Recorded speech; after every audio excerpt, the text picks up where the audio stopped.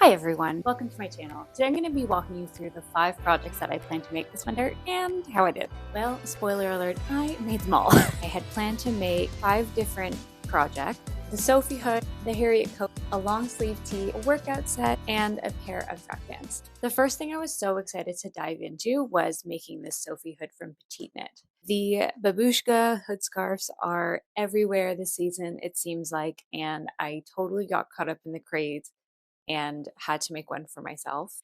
I also have been on a mission over the last maybe year and a half to start wearing more color.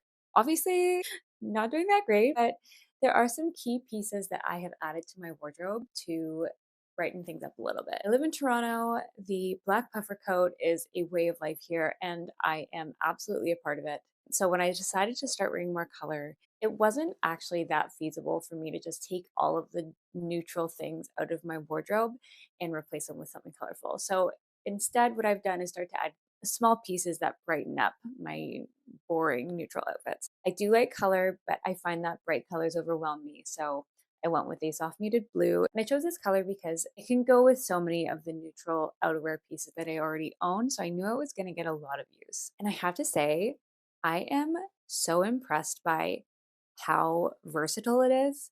I have been wearing it tied around the back of my head. I've been wearing it tied in front of me. I've been wearing it with my puffer. I've been wearing it with a chore coat. Honestly, I reach for it time and time again. And pairing it with a hat as well is so cozy. It's less bulky than wearing a scarf. I cannot recommend this pattern enough. It was a joy to make and it is a joy to wear. The major sewing project that was on this list for me was the Harriet Coat by Vicky Sews. I've made one lined wool coat before and it took me a very long time to get through it. But because it is actually such a simple design, it doesn't have a collar, there's no cuffs, there's no welt pockets, a fairly clean design. I got stuck at sewing the vent closure. So I was doing fine with adding the lining up until that vent closure part. There is some part of this instruction that absolutely needs more breakdown. I did end up figuring it out, but I had to put this project away for a couple of weeks because it just was not the math was not mathing in my head about how to do this vent. There was like one picture and 2 lines of text to describe how to do this step. And having finished it and looking back, like they're not wrong in how they described how to do it, but it absolutely was not the level of granularity that I think most people would find helpful for this step, unless you have sewn a number of these types of coats before. I used a cotton poplin for the lining. While it's easier to work with than the Bembird lining that I'd used for my last coat, it doesn't wear quite as nicely. The cotton kind of sticks to whatever I'm wearing, but working with the cotton was really nice to press, really easy to work with. And I don't actually know if I have any regrets, maybe just something that I would do differently next time. The other thing I found wearing this coat is that it's got quite a dramatic V front. It's not that warm because of that. More of a seasonally transitional coat rather than like a dead of winter in Toronto coat. I mean, I'm still probably going to wear it every winter. I enjoyed making this coat more than I anticipated, and I got it done much faster than I anticipated. That's for sure. So I think if you're looking for a coat with really clean style lines, you have a can-do attitude about figuring out that vent part, I definitely would recommend this pattern. I will say though, like you do have to read through the entire instruction list to really understand all the steps for interfacing and all the additional pieces to cut. Any coat I think is going to be an involved project, and this one was no different. So the next sewing project that was on my list of things to make was another workout set. I was generously gifted some fabric from a store called Fabric and Flow based out of Alberta. Their athletic fabric is, bar none, the best athletic fabric that I have ever used. They launched their own sewing patterns this year. And so I made their legging pattern alongside a self-drafted workout top that I've made a few times now in their clay solid athletic knit fabric. The leggings were a really easy, quick make. I do enjoy wearing them. I do find though that the hips and the waist are a little bit big on me. I made a size small. I think I felt like right in the middle or maybe right at the beginning of that size range. I do feel like I could have sized down for the hip and the waist, but like thigh down, it fits me well.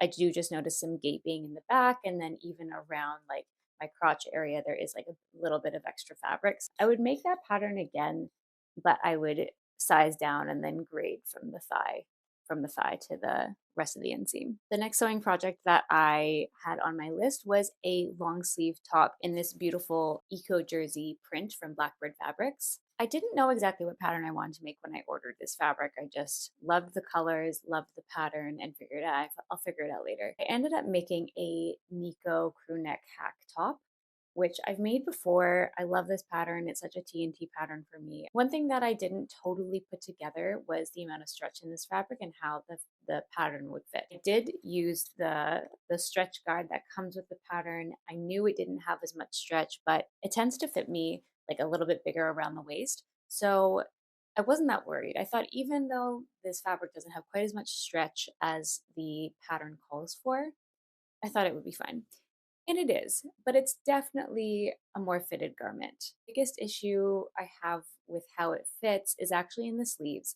The sleeves on the Nico top have always been quite fitted for me, so this fabric makes it arguably look a little bit small.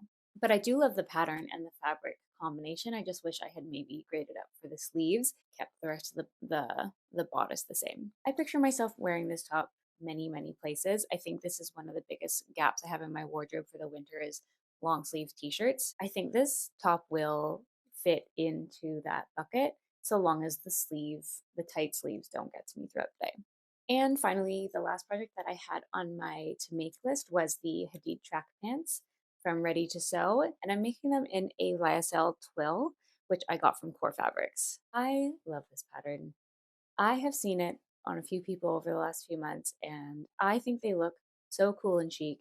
Well, what actually pushed me to make this pattern was I saw somebody wearing the brown Adidas track pants with like the white stripes down the side. I was like, this is actually going to be such a versatile pant. They're definitely have an elevated streetwear vibe to them that I think is going to get so much wear in my closet. I'm currently making them right now. I have completed the pleats on the front piece and I have attached the two back pieces together. I already have outfits planned, and that's always such a good indicator to me. Like if I'm getting dressed and I already wish that I had the option to wear the things that I'm making, it makes me all that more excited to actually finish the project. So hopefully I'll have those ones done soon. I actually had one bonus make in there that I hadn't planned. I made this sequin disco top for my birthday last month, and it turned out so well, but it was one of those projects that I thought of and then made within hours of needing to wear it. So it wasn't the most like relaxed, fun make or well-made make. I actually got stopped out when I was wearing it. Someone was like, "Where did you get that?" And I was like, "Oh my God, I made it." If you make your own clothes, you know, it's just quite literally the greatest joy that you can experience on my birthday, no less. Now I need somebody to invite me out to another disco party so I can wear my disco top. Overall, I'm really happy with how everything turned out for me this winter. I think it was a little bit ambitious. I felt myself stressing a little bit to get some things done. I think going into spring, I'm going to plan my makes a little less rushed. I don't want to feel rushed to get things done to wear them for a certain season, which makes me think like, should I be planning my summer makes now? But there are still some transitional items that I want to make for the spring that I want to have for the spring. If you like this video and you want to follow along with my spring make, don't forget to subscribe to my channel, and I'll see you guys in the next one.